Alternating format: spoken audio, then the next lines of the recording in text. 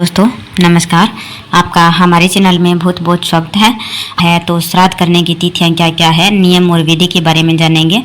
भाद्रपद पूर्णिमा से अश्विन कृष्ण पक्ष अमावस्या तक के 16 दिनों को पितृपक्ष कहते हैं, जिसमें हम अपने पूर्वजों की सेवा करते हैं। इस बार पितृपक्ष 17 सितंबर से शुरू होकर 2 अक्टूबर तक समाप्त होंगे। पितृपक्ष में पितरों के लिए तर्पण, पिंडदान, श्राद्ध, ब्राह्मण भोज आदि किया जाता है। साथ ही पितृपक्ष की तिथियों पर पितरों की पूजा करके उनको तृप्त भी किया जाता है। हिंदू धर्म में पितृपक्ष के दिनों का बहुत ही खास महत्व है। हमारे परिवार के जिन पूर्वजों का देहांत हो चुका होता है उन्हें हम पितृ मानते हैं। मृत्यु के बाद जब व्यक्ति का जन्म नहीं होता है तो वो सूक्ष्म लोक में रहता है। फिर पितरों का आशीर्वाद सूक्ष्म लोक से परिवार वालों को मिलता है। पितृपक्ष में पितर धरती पर आकर अपने लोगों पर ध्यान देते हैं और उन्हें आशीर्वाद देकर उनकी समस्याएं दूर करते हैं। पितृपक्ष में हम लोग अपने पितरों को याद करते हैं और याद में दान धर्म का पालन भी करते हैं। धार्मिक मान्यताओं के अनुसार पितर नाराज हो जाएं तो घर की तरक्की में बाधाएं उत्पन्न होने लगती हैं। वर्ष में 15 दिन की विशेष अवधि में श्राद्ध कर्म किए जाते हैं और इसकी शुरुआत वो आज से हो रही है। श्राद्ध पक्ष को पितृपक्ष और महाल्य के नाम से भी जाना जाता है। हिंदू पंचांग के अनुसार अश्विन मास के कृष्ण पक्ष की प्रतिपदा तिथि से शुरू होकर श्रव पितर अमावस्या तक पितृपक्ष या श्राद्ध पक्ष है वो कहलाती है।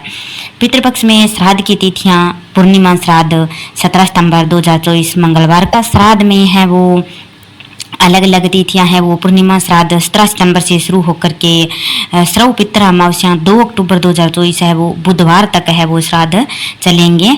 कुतुब मुहूर्त है वो 18 सितंबर यानी सुबह 11:50 से लेकर दोपहर 12:39 तक का है।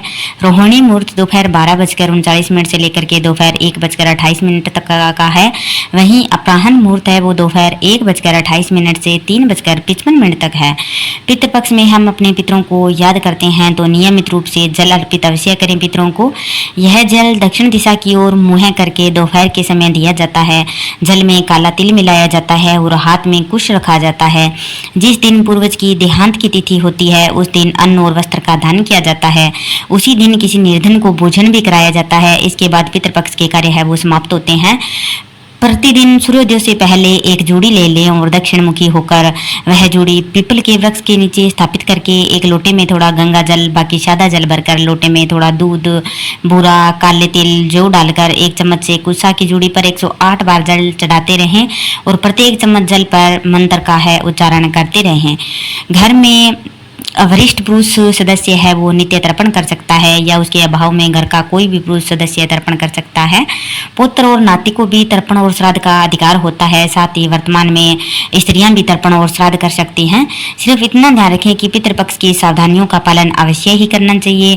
पितृपक्ष में निम्न प्रकार की सावधानियां भी बरतनी चाहिए। इस अवधि में दोनों वेला में स्नान करके पितरों को याद करना चाहिए। कुतुब वेला में पितरों को तर्पण दें और इसी वेला में तर्पण का विशेष महत्व भी होता है। तर्पण में कुश और काले तिल का विशेष महत्व है। कुश और काले तिल के साथ तर्पण करना अद्भुत परिणाम भी देता है। जो कोई भी पितृपक्ष का पालन करता है उसे इस अवधि में सात्विक भोजन ग्रहण करना चाहिए। पितरों को हल्की सुगंध वाले सफेद फूल ही अर्पित करें। तीखी सुगंध वाले फूल है वो वर्जित होते हैं। इसके अलावा दक्षिण दिशा की ओर मुख करके पितरों का तर्पण और पिंडदान करें। पितृपक्ष में हर रोज गीता का पाठ अवश्य ही करें। वहीं कर्ज लेकर या दबाव में कभी भी श्राद्ध का कर्म नहीं करना चाहिए।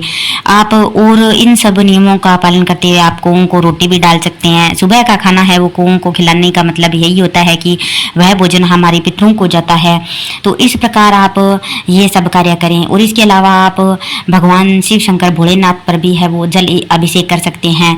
तो अगर आपको हमारी जानकारी अच्छी लगी हो तो प्लीज़ चैनल को लाइक करें और सब्सक्राइब अवश्य ही करिएगा। बहुत बहुत धन्यवाद।